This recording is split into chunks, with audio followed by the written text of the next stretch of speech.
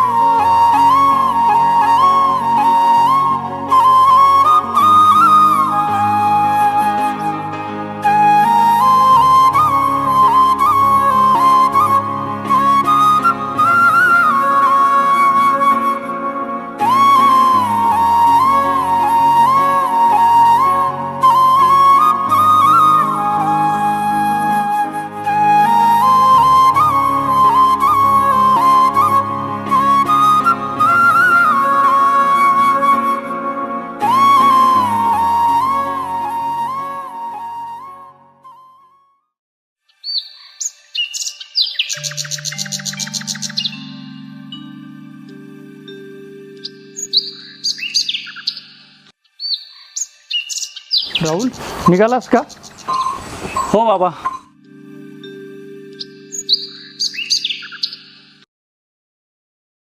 राहुल, मला माहित आहे तू खूप काही शिकलायस. तुझ्या भविष्यासाठी आम्ही खूप कष्ट केलेले, पण शेतीचं दुःख पाहून तुझ्या बापाचं मन कधी कधी खूप अस्वस्थ होतं. मी तर बळीराजाचं स्वप्न बघत आलोय, पण हळूहळू ती सारी स्वप्न मातीमध्ये मिसळत चालली. बाबा, तुमची स्वप्न जपण्याची माझी इच्छा होती, पण आपल्या मेहनतीचं फळ आता कुठे मिळतंय बाबा? आपल्या जमिनीवरच्या ओलव्याचा मोल आता नाही उरला. मला इतकंच माहित आहे, जेव्हा मी शेतीत असतो त्या मातीचा गंध मला जिवंत ठेवतो. तू तेच प्रेम जर आपल्या मातीवर दाखवलं असतं तर मला आनंद झाला असता. पण कधी कधी आपल्या हक्काचं लेकरू आपल्या मातीपासून दूर जाताना बघणं हे फार कठीण होतंय बाळा. बाबा, तुमचं दुःख मी समजू शकतो, पण कुठेतरी एक नवीन पाऊल उचलणं गरजेचं वाटतंय. मला माफ करा, मी तुमचं स्वप्न पूर्ण नाही करू शकलो.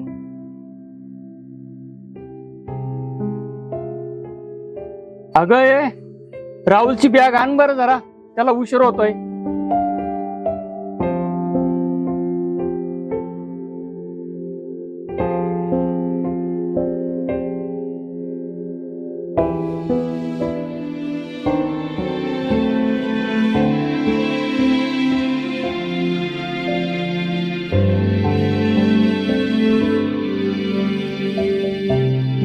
बरं चल, मी तुला गाव स्टँडवर सोडतो गाडीवर. नाही बाबा, आज मला पायी जायचंय. मला पुन्हा एकदा गाव पाहायचंय. बरं, जशी तुझी मर्जी. राहुल, तुला तुझा मार्ग शोधायचा आहे, आम्ही समजतो. पण जरा मागे वळून पाहावं. कधी कधी या मातीशी नातं जोडण्याची भावना कधीच संपत नाही. हो आई.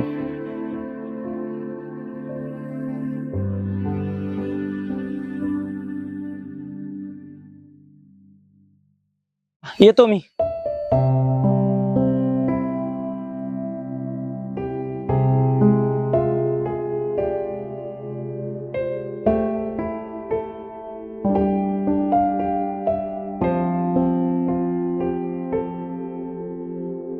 किती विचित्र आहे ना, मुलांना लहानच मोठं करायचं आणि चांगलं शिक्षण मिळावं म्हणून शहरात पाठवायचं. असं वाटतं एक दिवस परत येतील आपल्याकडे, पण हे शहर त्यांना तिथेच ठेवून घेतं. मग का आपण त्यांना शहरात पाठवायचं? इतक्या लांब पाठवून का गमवायचं त्यांना? आपल्या अंगणात खेळलेलं, आपल्या मातीचं प्रेम पिलेलं आपलं बाळ हळूहळू परकं होत जात आणि आपण फक्त पाहतच राहतो. अगं, आपण त्यांना चांगलं आयुष्य जगण्यासाठी त्यांना शहरात पाठवतो, पण त्यांना आयुष्याचं सुख तिथंच सापडत आणि आपण मात्र त्यांच्या पाठीमागे उरतो एका निराश आशेत. हो, बरोबर आहे तुमचं. आपल्या मातीचा गंध आणि आपली माया कधी कधी त्यांच्यापर्यंत पोहोचत नाही आणि आपल्या हक्काच्या माणसाला परकं होताना पाहणं हे फार कठीण असतं. पण मला असं का वाटतं कुणास ठाऊक, जर ऐश्वर्या त्याच्या आयुष्यात आली असती, त्याच्या आयुष्यात त्या मायेचा स्पर्श असता आणि त्याला आपल्या घराची ओढ असते.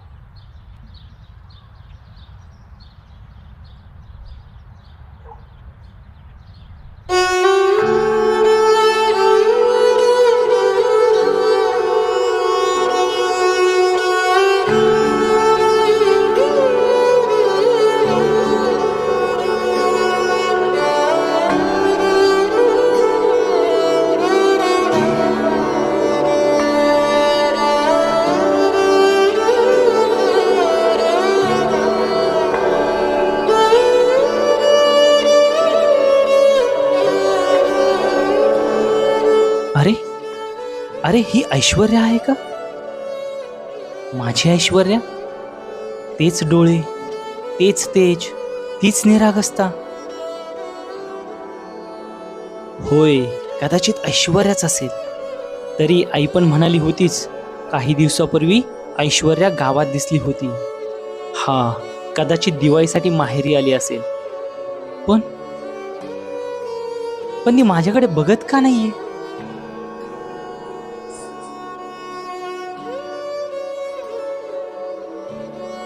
किती स्वप्न रंगवली होती तिच्यासोबत. पहिल्यांदा बघितलं तेव्हा असाच गोंधळलो होतो. तीच सुंदरता, तेच सौंदर्य. पण आता ती माझ्याकडे बघत का नाहीये?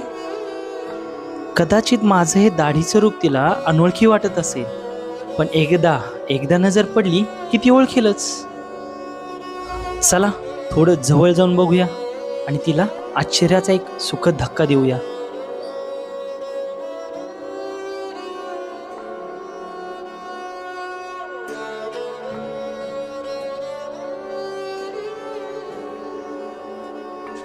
अरे अरे, हे तर ऐश्वर्याच, जिचं स्वप्न मी आजही बघतो. पण ती अशी का वागतेय? माझ्याकडे बघत का नाहीये? अगदी परकी झालीये का आता? हेच का आपलं नातं? त्या डोळ्यात कधी मी स्वतःला बघत होतो, आज तेच डोळे मला बघत नाहीयेत. इतक्या सहज विसरलं तिनं? आपलं प्रेम इतकं क्षणिक होतं का? हो, मान्य आहे तुझं लग्न झालं आहे, तुलाही एक नवीन आयुष्य आहे. पण काय ते इतकं सोपं आहे का सगळं विसरणं? मी तर इतका वाईट नाही की तुझं आयुष्य बिघडवेल. मी फक्त एक क्षण आठवणीत जगायला आलो होतो. बरं झालं आपलं लग्न नाही झालं. जर तुम्हाला इतक्या सहजपणे विसरू शकतेस तर कोणत्याही नात्यात तुझी तितकीच सहजता असेल, नाही का? आज तुझ्या चेहऱ्यावरची शांतता बघून कळतंय, प्रेमाच्या आठवणीत तुला काहीच अर्थ नाही. माझ्या मनातील तुझी प्रतिमा आता पहिल्यासारखी नाही राहिली. चला, आता इथं थांबण्यात काहीच अर्थ नाही. अरे राहुल थांब. अरे राहुल थांब ना.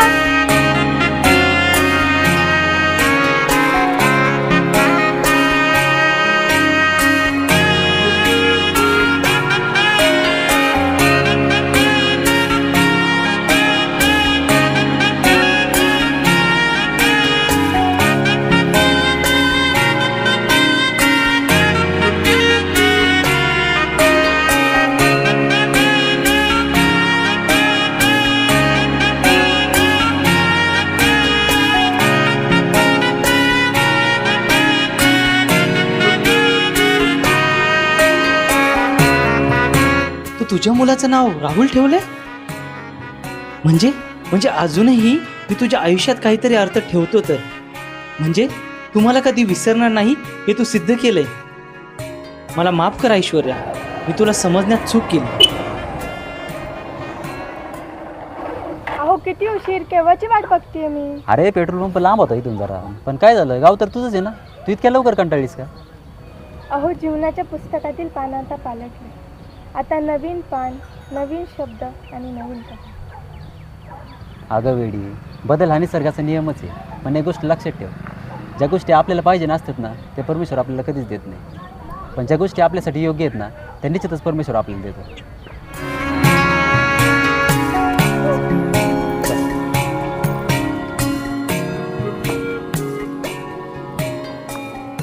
बसले?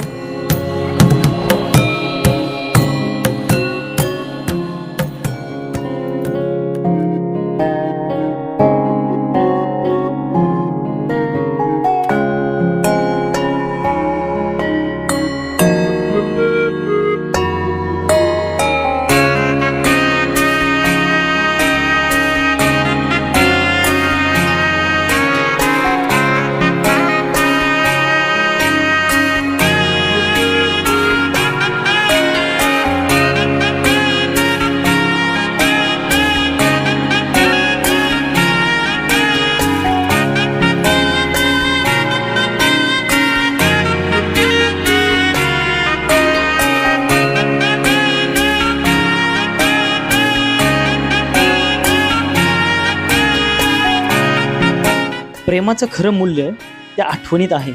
ते कधीच संपत नाही, फक्त त्याचं रूप बदलतं. ते आज कळालं.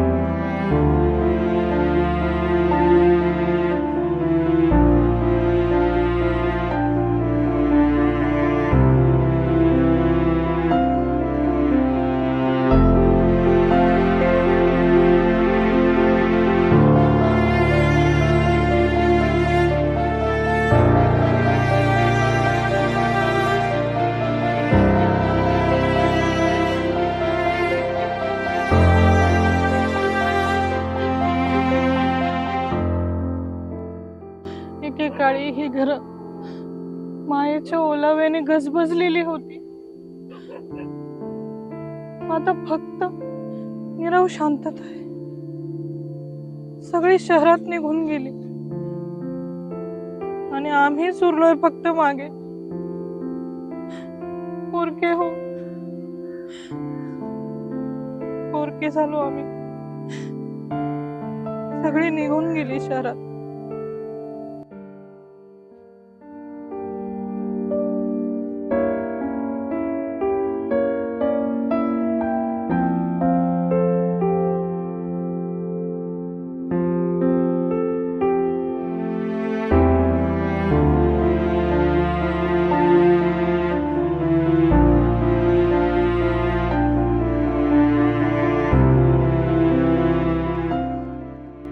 परत या रे परत. या काळ्या आईची तहान भागवण्यासाठी परत या. ती बोलावते.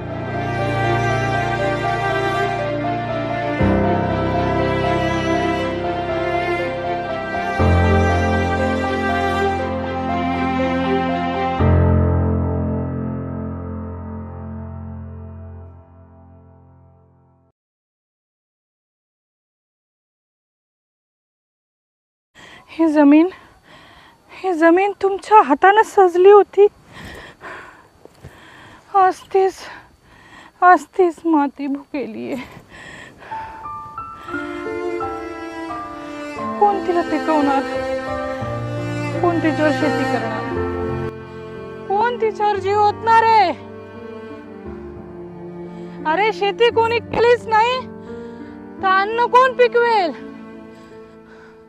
या संसाराची भूक कशी भागेल? ऐका, परत या. ऐका, परत या. परत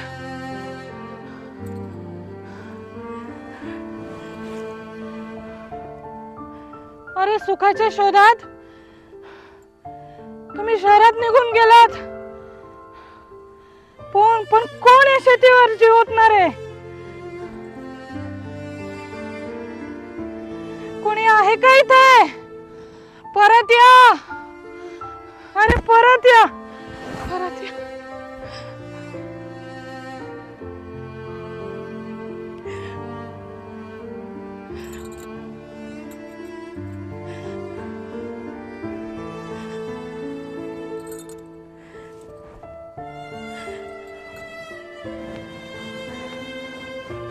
परत या तुम्ही. परत या.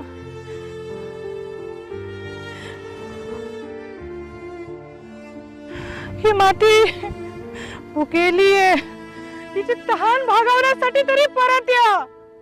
परत या रे. परत या. परत या.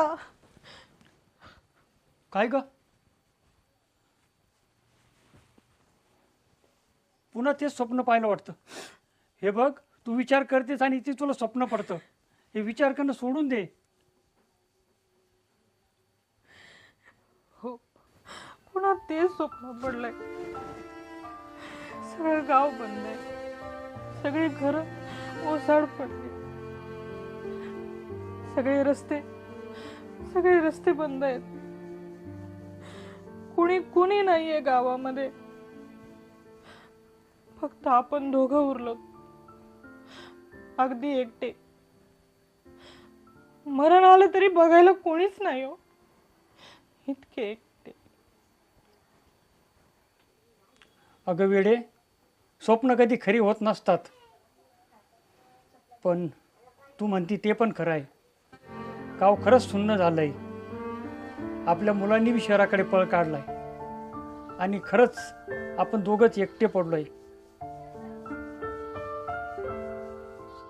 राहुललाही इतकं लांब का जावं लागलं? तो डोळ्यासमोर असता तर सगळं काही सहन केलं असतं मी. पण आता सगळं काही संपल्यासारखं वाटतंय हो मला. गाव सोडलं, माणसं सोडली, पण या स्वप्नांनी मला नाही सोडलं. राहुलला बी कळायला हवं होतं. आपल्या गावासाठी, आपल्या मातीसाठी त्यांनी काहीतरी करायला हवं होतं. पण तो स्वतःच्या सुखासाठी शहराकडे गेला आणि आपल्याला दुःखाचं काय? या मातीचं मरण पावत नाही हो मला.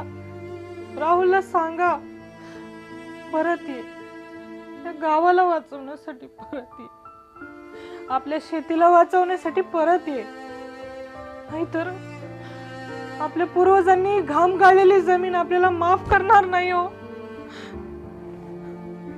माफ करणार नाही आपल्याला. आपली मुलं आपल्यानंतर सौदा करतील हो तिचा. काय होईल? विकून टाकतील. आजची पिढी खूप स्वार्थी हो, खूप स्वार्थी. जगावर कोरोना सारखं संकट आलं तेव्हा का बरं शहरं रिकामी झाली? का सगळ्यांना गावाची आठवण आली?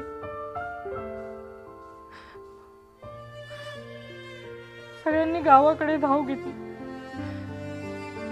कारण शहराची चाकं बंद पडली ना. पण माझ्या बळीराजाचं घुंगरू मात्र वाजत होतं, कारण त्यांनी सगळ्यांची पोटं भरली. पण आज तोच बळीराजा उपाशी आहे, कारण त्याच्या जमिनीवर आज माणसंच उरली नाही. तो माणसंच उरली नाही.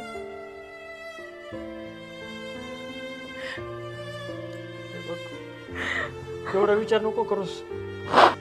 आपण आपलं आई वडिलाचं कर्तव्य तर पार पाडलंय ना. बरं, उठ आता.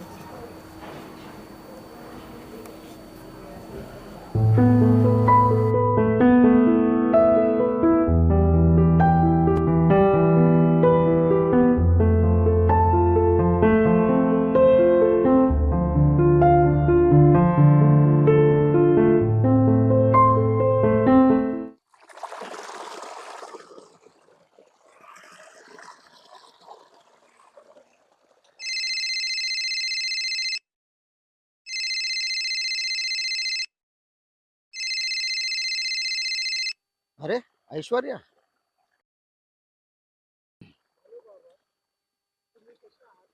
हॅलो ऐश्वर्या. हॅलो बाबा, कसे आहात? अगं मी बरा आहे. तू कशी आहेस? सगळं ठीक आहे ना? हो बाबा, सगळं ठीक आहे. पण तुमच्याशी एक बोलायचं होतं. काय ग? काय? बोल ना. काय बोलायचंय तुला? बाबा, राहुलला ना पहिलीत ॲडमिशन घ्यायचंय.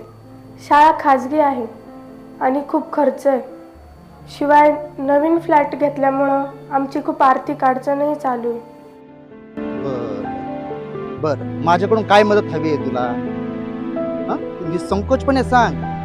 काय मदत पाहिजे तू हे मला सांग बरं. मी तुझी काय मदत करू शकतो? काही पैसे हवे आहेत का? बाबा, सध्या तुमच्याकडून मदत मिळाली तर आम्हाला खूप मोठा आधार होईल. बर.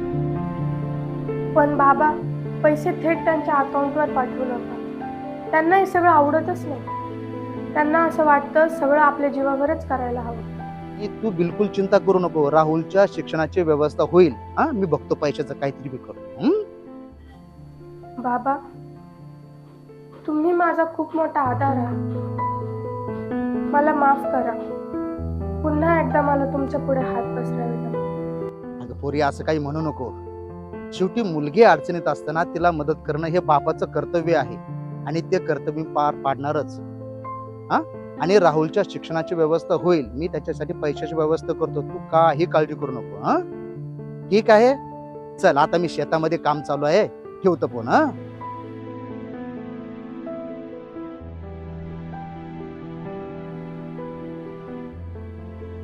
आता पैशाची व्यवस्था करायची. कुठून करावी? कुणाला मदत मागावी? पण मुलीच्या सुखासाठी काही ना काही तर करावेच लागेल.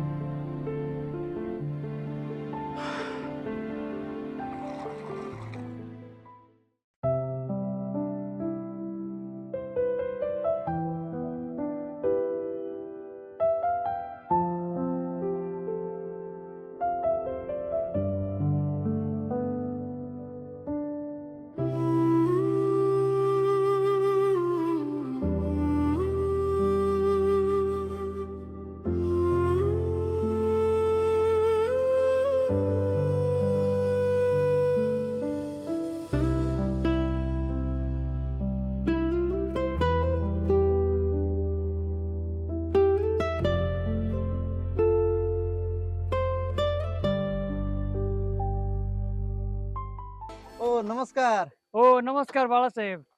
अहो सकाळी डेअरीवर दिसले नाही तुम्ही. अहो काय झालं, एक महत्वाचं काम होतं. बर. ते आटपायचं होतं म्हणून डेअरीवरून लगेच घरी गेलो मी. असं का? हो. बरं, ऐश्वर्या कशी आहे? चांगली आहे ती, बरी आहे. व्यवस्थित आहे ना? हो, हो. तिचं बर. राहुलचं काय चाललंय? राहुल पुण्याला जॉब करतोय. पुण्याला? हो, पुण्याला. एक महत्वाचं मला तुमच्याशी बोलायचं होतं. अहो बोला की बाळासाहेब. बोला, काय म्हणता? कसं आहे भाऊसाहेब, राहुल आपल्या घरचाच मुलगा आहे हो. आणि मला त्याच्याकडून जरा मदतीची अपेक्षा आहे. अहो तुम्ही बोला, काय ती मदत आम्हाला शक्य ती करू आम्ही. आता माझी मुलगी ऐश्वर्या हा. पुण्याला दिलेली आहे, हो. परंतु तिची आर्थिक परिस्थिती सध्या खालावलेली आहे. हं. तिच्या मुलाचं शाळेमध्ये ऍडमिशन करायचं आणि त्यासाठी तिने मला पैशांची मागणी केली. हं. पण तिचे जे पती आहेत त्यांना माझ्याकडून अशी मदत घेतलेली आवडत नाही. हं. आणि म्हणून मला काही त्यांच्या अकाउंटवर पैसे पाठवता हा. येईना.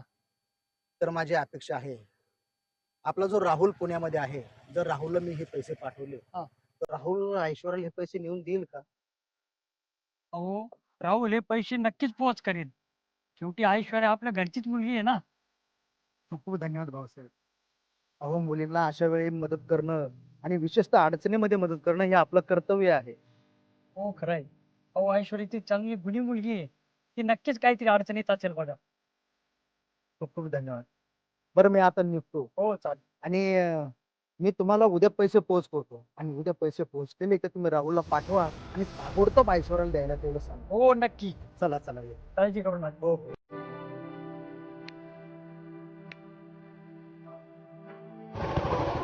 बरं चला येतो मी. बरं आणि तेवढं पैशाचं ध्यानात मात्र असं. अजिबात काळजी करू नका तुम्ही केला हो चला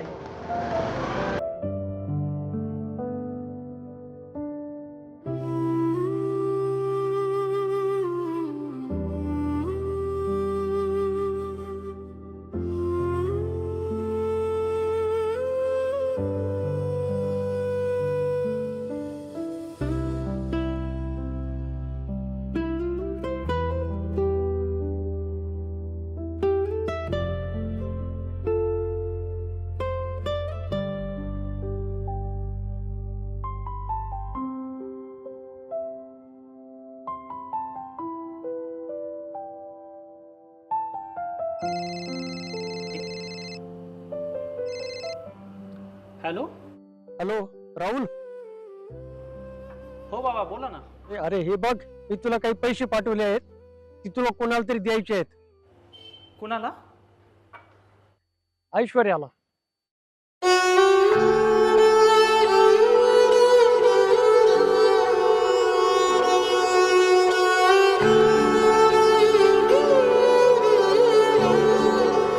तिच्या मुलाच्या ऍडमिशनसाठी तिच्या बाबांनी म्हणजेच बाळासाहेबांनी काही मदत पाठवली आहे. ते पैसे तुला तिच्यापर्यंत पोहोच करायचे. हां हो बाबा ठीक आहे, मी करतो पोहोच तिला पैसे. हे बघ, भूतकाळातील काही गोष्टींना आता विसर. त्याचा दुष्परिणाम आता वर्तमानात पडायला नको. मदतीचे कारण शुद्ध ठेव. ठीक आहे बाबा. हा पण ॲड्रेस पाठवता का मला तिचा? बरं ठीक आहे, मी तुला ऍड्रेस पाठवतो. मी करतो पोहोच.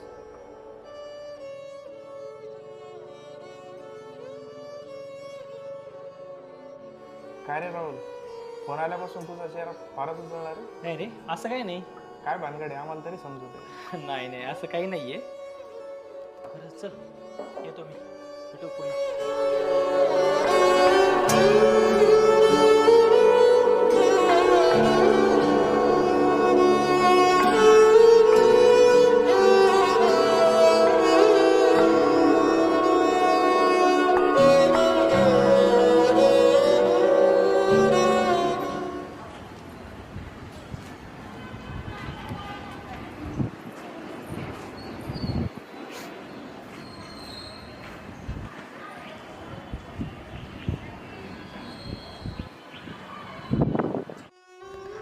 बाबांनी सांगितलंय राहुल आज तुला पैसे पोहोच करणार आहे. किती वर्षांनी भेटतोय तो. स्टँडवर उभा होता पण मी त्याच्याकडे पाहिलं पण नाही.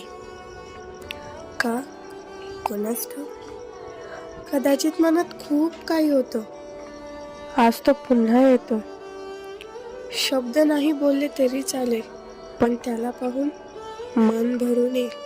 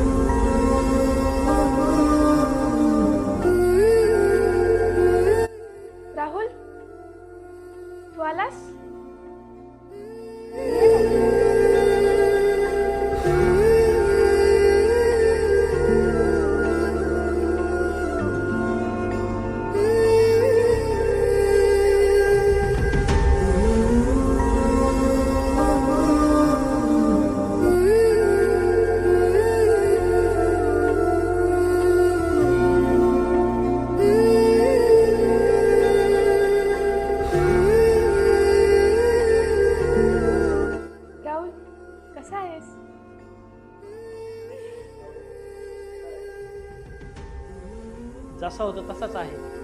तू कशी आहे?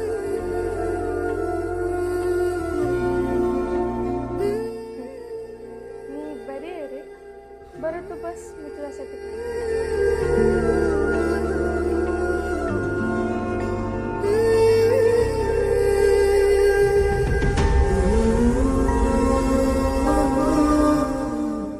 देवाने आज पुन्हा मिळवलंय आपल्याला. त्याच्या मनात काय आहे त्यालाच ठाऊक.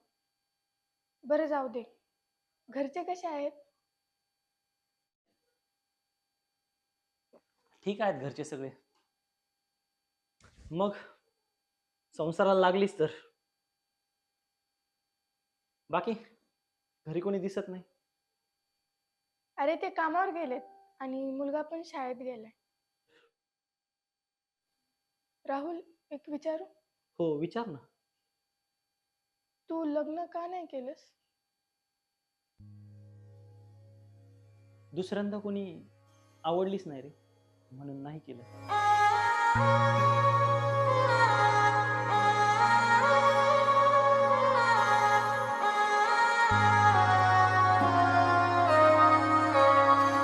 तुम्हा पुरुषांचं काय जातं? लग्नाचं स्वातंत्र्य तुमच्याकडे आहे. लग्न करायचं की नाही हे तुम्ही ठरवू शकता. पण आम्हा मुलींना असं स्वातंत्र्य नसतं. समाजाच्या बंधनांनी आणि घरच्या प्रतिष्ठेखाली आमचं आयुष्य ठरवलं जातं. पण तुझं कुठं वाईट झालं का? चांगल्या शहरात राहत आहेस, नवरा चांगली नोकरी करतो, हेच तर हवं होतं ना तुम्हाला.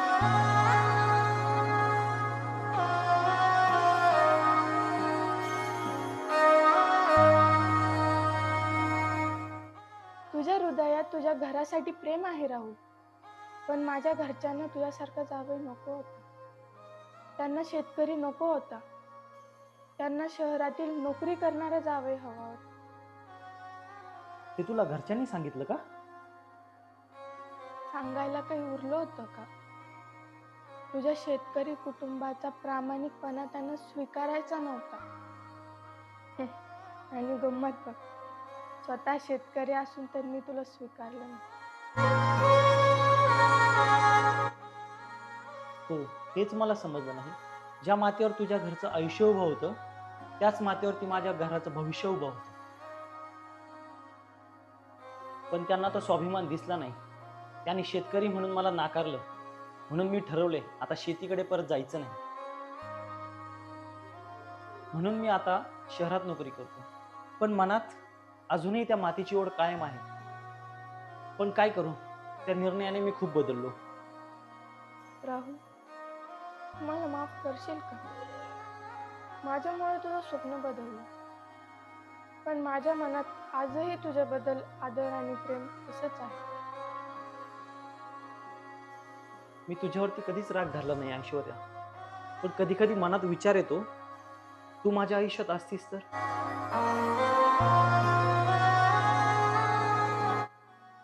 कदाचित मी तुझं स्वप्न पूर्ण करू शकले असते. पण हे आयुष्य आपल्याला कधीच आपल्या मनासारखं जगू देत नाही. बरं तू बस, मी तुझ्या आवडीचा गाजराचा हलवा बनवलाय, तो आणते.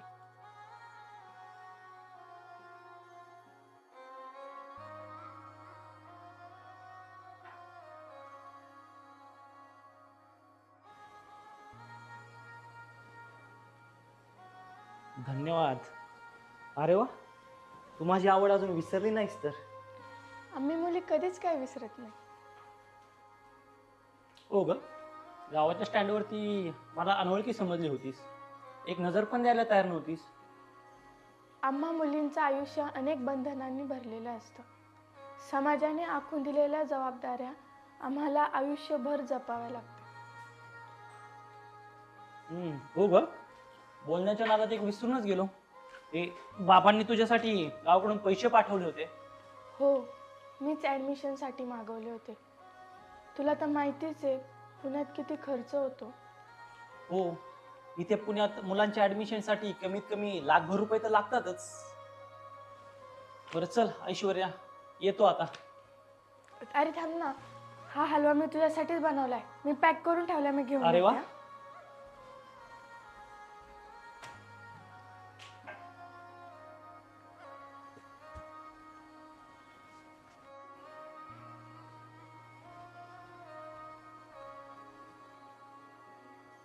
थँक्यू. अरे हो, एक सांगायचं विसरून गेलो. हलवा खूप छान झाला होता, अगदी तुझ्यासारखाच. म्हणूनच तुझ्यासाठी जास्त बनवला होता. चल येतो. आणि हो, देवाच्या मनात असेल तर पुन्हा भेट होईल आपली. येतो.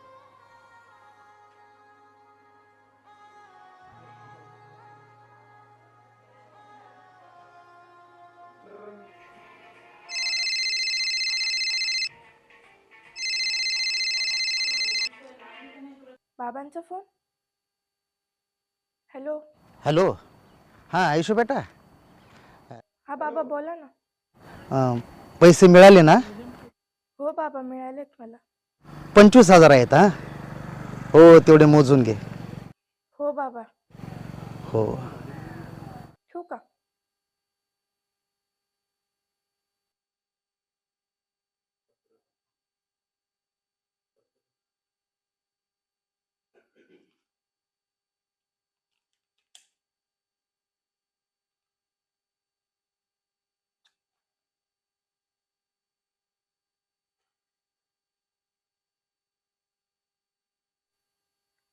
हे तर 1,00,000 आहेत, पण बाबांनी तर 25,000 पाठवले. मग हे वरचे 75,000 कुठून आले? इथे पुण्यात मुलांच्या ऍडमिशनसाठी कमीत कमी लाखभर रुपये तर लागतातच.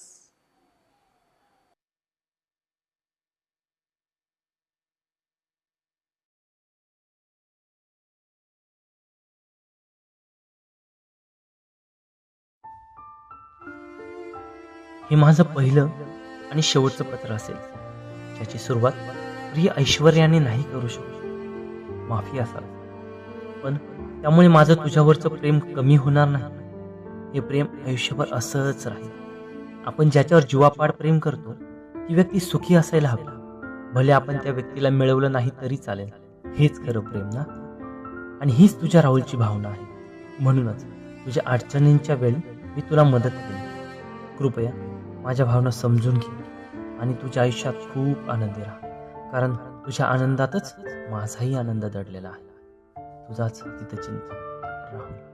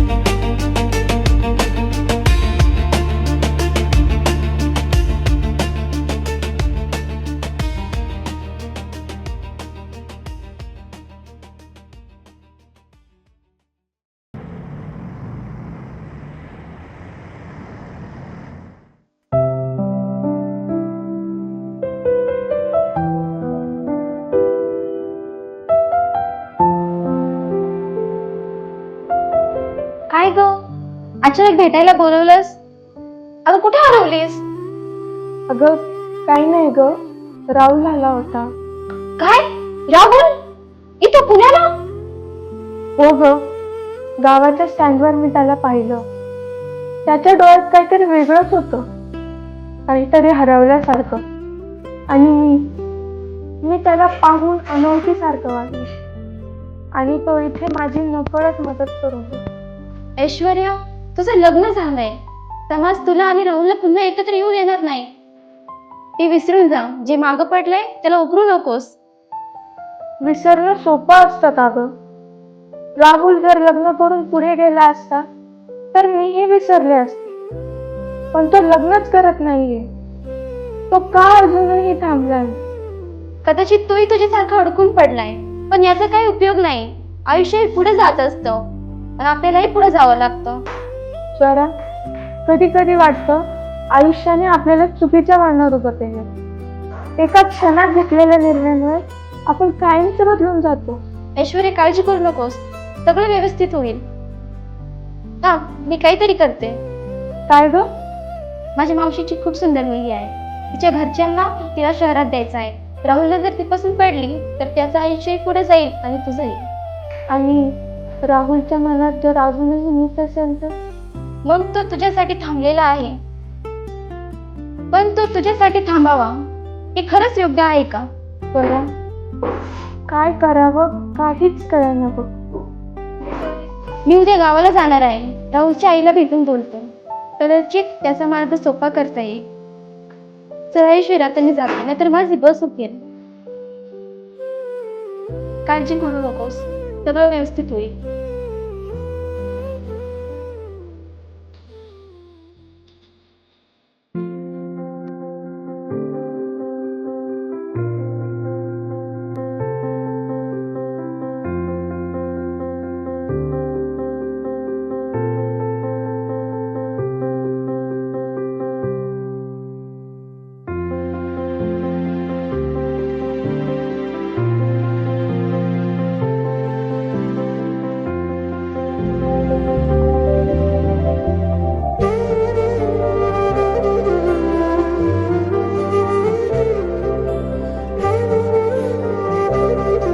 काका, ह्या वयात तुम्ही अजून काम करताय. राहुल तिकडं पुण्यात मोठ्या जॉबला आहे कामला. तुम्ही त्याच्याकडे का बरं जात नाही राहिला? तिकडं तुम्हाला आराम भेटल. इथं काय आहे? आगन जेवायचे हाल करून घेऊ राहिले. अरे मग या काळ्या आईची सेवा कोण करणार र? अरे हीच तर खरी आपली संपत्ती आहे. शेवटी जिवंत ठेवणारं पोटभर अन्न तीच तर आपल्याला देते. हो पण काका, शरीर थकतं, वय होतं, कधी ना कधी विश्रांती तर घ्यावाच लागते. तुमच्यासाठी राहुलचं पुण्यातलं घर खुलंय. जा ना तिथं, तुम्ही आराम करा. राहुल त्याच्या आवडीचं जीवन जगतोय आणि आम्ही आमच्या आवडीचं जीवन. मुलांच्या आयुष्यात हस्तक्षेप करायचा नसतो. एका मुलाने त्याच्या आई वडिलापासून लांब राहायचं ठरवलं, पण आई बाबा एका वृद्ध आईला कसं सोडू शकणार? पण काका, आम्ही शहर बघितलंय. तिथली माणसं श्रीमंत असली तरी माणूस कितले गरीब आहे. प्रत्येक जण धावत असतो, पण त्याला कुठं जायचं हेच माहिती नसतं. पण इकडं गावात थोडं कमी जरी मिळत असलं तरी मन मोकळं ठेवून जगता येतं. बघा, आत्ता क्रिकेट खेळून आलोय आम्ही. खरं बोललास तू. शहरात माणसाला पैसे मिळतात आणि समाधान मिळत नाही. इथं आम्ही फार मोठे नाही, पण रोज रात्री निवांत मोकळा श्वास घेऊ शकतो. हे बघ, दोन भाकरी आणलेली आहे. त्याला बोलून घे, आपण जर 2-2 घास खाऊन घेऊ. बोलाव त्याला. अय सूर्या, चल जेवण करून घे. आलो आलो. चल रे, लवकर थकला असेल, चल.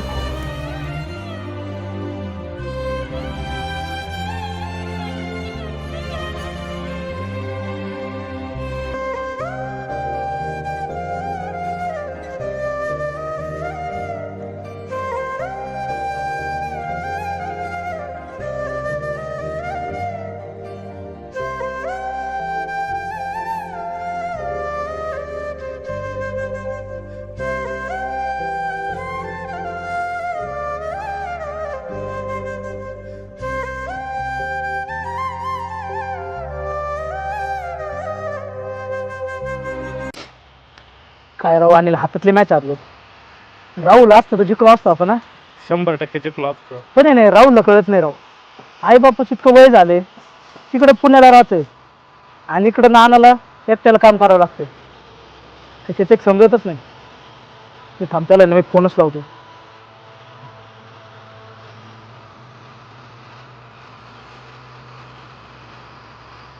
तो का? हा.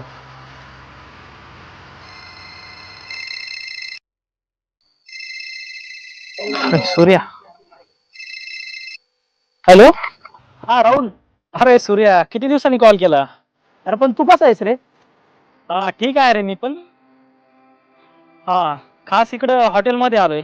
खास चुलीवरची भाकरी, ठेचा आणि ताक ऑर्डर केलंय. अरे राहुल, तुझं पण अजब आहे राव.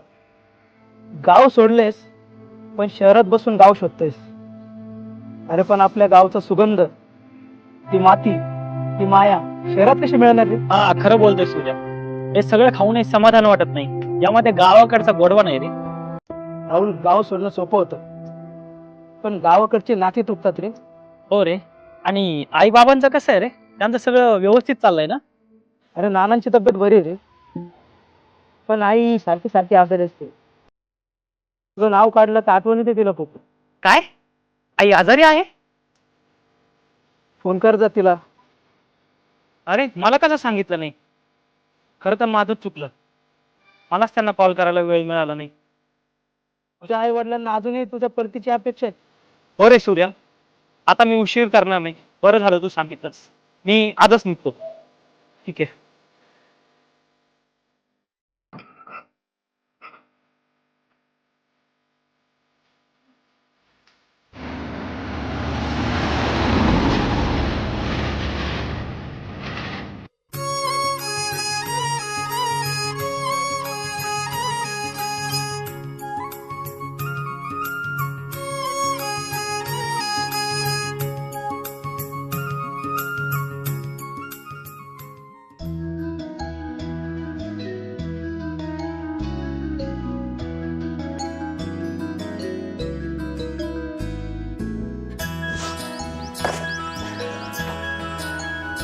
अरे राहुल बाळा, तू आलास? हो आई, तू कशी आहेस? मी ठीक आहे रे बाळा. तुझी तब्येत बरी नाही ना? तुला पाहिलं आणि सगळं दुखणंच गेलं बघ माझं. बरं झालंस तू आला. राहुल आला. कसं आहेस राहुल? हो मस्त मजेत. राहुल, मला माहिती आहे आईच्या तब्येतीची का बातमी कळल्यानंतर तू नक्की धावत येणार. पण आई, तू काळजी का नाही घेत? आणि मला कळवलं का नाही तुम्ही की आईची तब्येत खराब आहे म्हणून? अरे बाळा, तुला तुझी एवढी धावपळ असते, तुला शहरात किती कामं असतात आणि किती दिवस झाले रे मी तुला पाहिलंच नाही. काय कुठल्या तरी बहाण्याने देवानं तुला माझ्यापर्यंत पाठवलं तर आलास ना माझ्यापर्यंत, तेच खूप झालं माझ्यासाठी. राहुल, बरं झालं तू आज आलास. अरे तुझ्यासाठी एक चांगलं स्थळ आलंय. उद्याच आपल्याला मुलगी बघायला जायचंय. तुझा मामा पण येणार आहे उद्या. पण आई, मला सध्या लग्न करायचं नाही ग. तुला माझी शपथ आहे राहुल, नाही म्हणू नकोस. तुला एकटं बघवत नाही रे बाळा मला, नाही म्हणू नकोस तू. बरं ठीक आहे, चल.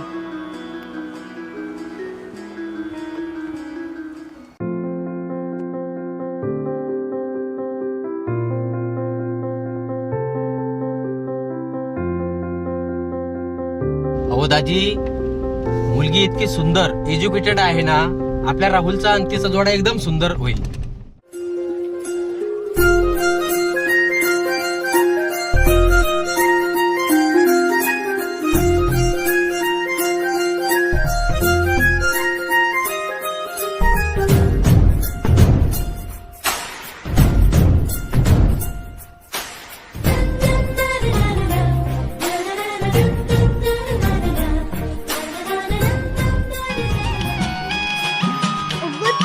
मुलगा तर एकदम हिरोच आहे.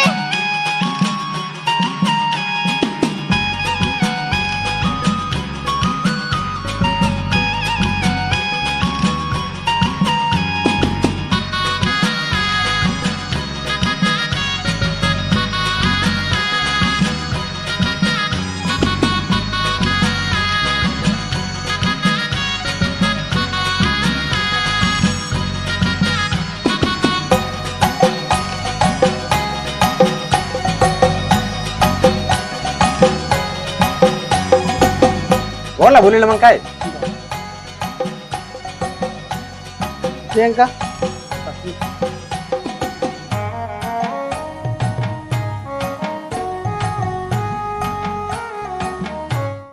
विचारा मुलीला काय विचारायचा प्रश्न विचारा. काय नाव आहे मुलीचं? प्रियंका भाऊसाहेब सगळं. शिक्षण किती झालं? BSc biotechnology. मामा कुठले? भाळवणीचे. काय आडनाव त्यांचं? जाधव. हे पाहुणे, आम्हाला मुलगी एकंदरीत पसंत पडलेली आहे. तर मी काय म्हणतो, आमचा मुलगा पुण्याला सर्व्हिसला आहे, मुलीचं शिक्षण पण चांगलं झालेलं आहे. तर माझं असं म्हणणं आहे का त्यांना जरा 5 मिनिटं त्यांना बोलू द्या जरा मोकळं दोघांनी एकमेकाशी. ठीक आहे, बोलू दे त्यांना दोघांना, काय अडचण नाही आमच्यावाली. जा राहुल, बोल, तुला काय प्रश्न विचारायचे असले तर बोल. जय प्रियंका बाळा, जा काम तर पाय राहुल.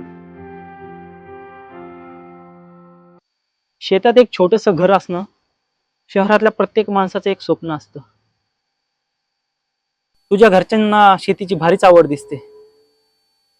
बाकी तुझी आवड कशात आहे? मलाही शेतीची खूप हौस आहे. झाडं लावायला, मातीच्या गंधात राहायला मलाही खूप आवडतं. पण काय? मी तुमच्यासोबत शहरात राहायचं कसं? तिथे झाडे नाही, मोकळं आकाश नाही. मला वाटतं प्रियंका, तुझ्या मनामध्ये अजून काही आहे का जे काही तुला बोलायचंय असं? मी तुमच्यापुढे हात सोडते. प्लीज तुम्ही लग्नाला नकार द्या. प्रियंका, काय बोलतेस तू? माझं आमच्या गावातल्या विष्णू बरोबर खूप प्रेम आहे. मग हे तू तुझ्या बाबांना का नाही सांगितलंस? नाही, मी काही करू शकत नाही. बाबांना फसून काही करायचं नाही. पण तुमच्यासोबत लग्न करायचं म्हणल्यावर हे माझ्या जीवावर येईल. तुझं मन विष्णूकडे आहे हे स्पष्ट दिसतंय. बाबांना शेती करणारा नकोय. त्यांना फक्त एक शहरातला नोकरी करणारा हवाय. प्रियंका, प्रेम एक झाडासारखं असतं. ते फुलायला मोकळा आकाश लागतं, खरा आधार लागतो. कोणाच्याही आयुष्यामध्ये जबरदस्तीने जागा बनवता येते. ठीक आहे प्रियंका, मी या लग्नाला नकार देतो. खरंच तुम्ही या लग्नाला नकार द्याल? हो प्रियंका, मी माझं प्रेम गमावलंय. ऍटलिस्ट तुझं तरी प्रेम तुला मिळावं असंच वाटतंय. मी देखील या भावनेतून गेलेलो आहे. बरं चल, आजची वाट बघत असतील. तुझे सांगितलं तसंच मी करेल, काळजी नको करू.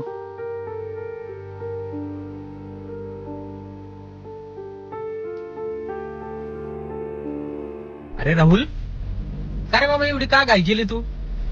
लगेच वरून खाली आला आणि लगेच म्हणे चला चला चला चला. असं नसतं बाळा. अरे पाहून रावळाची दास बोलून नाही लागत बाबा. अरे राहुल, आम्हाला ती मुलगी आणि कुटुंब हे दोन्ही पण फार आवडलं होतं. मग तू त्यांना का असं सांगितलंस की नंतर कळवतो म्हणून? अरे तुला मुलगी आवडली नाही का रे? आई, माझ्या आवडीचा प्रश्नच येत नाही.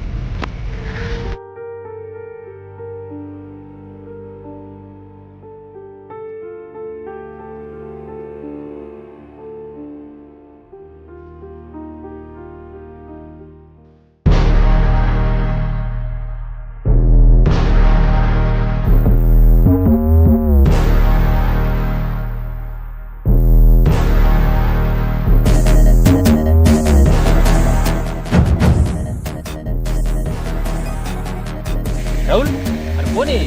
त्यांनी आपली गाडी का अडवली?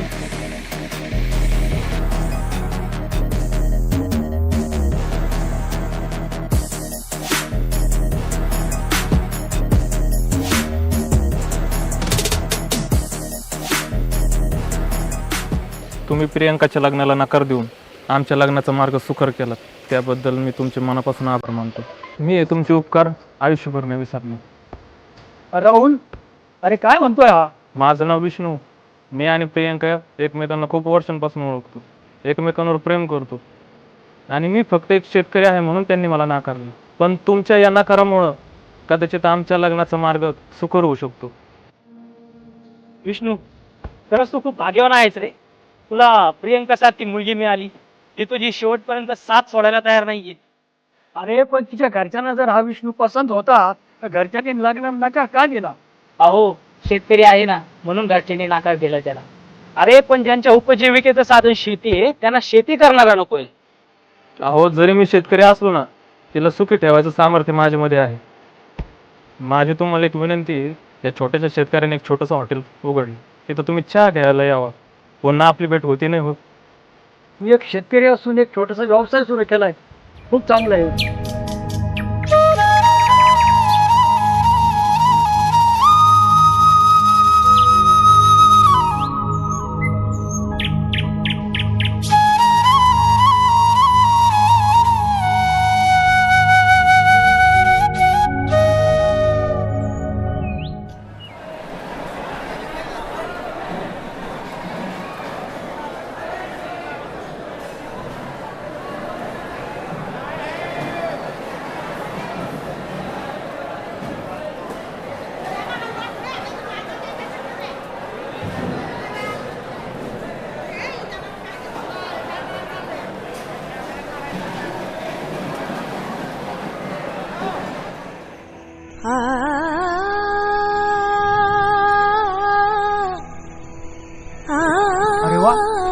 किती छान गाती ही मुलगी. अहो ती माझी छोटी बहीण तिला गाण्याचं स्वप्न आली. अरे वा. तोडून या टाकली सनाळ कपाळी लिवल नाही पाचवी पूजाया सार आलं सटवाई पूजेला नाही तरी दिस अंधारला दिसा माझी आगर कधीतरी देवा माझ्या देवावानी वागरा दिसा उजाडता कार अंधार तू केला अंधारात दिस कोंडला खेळ मांडला.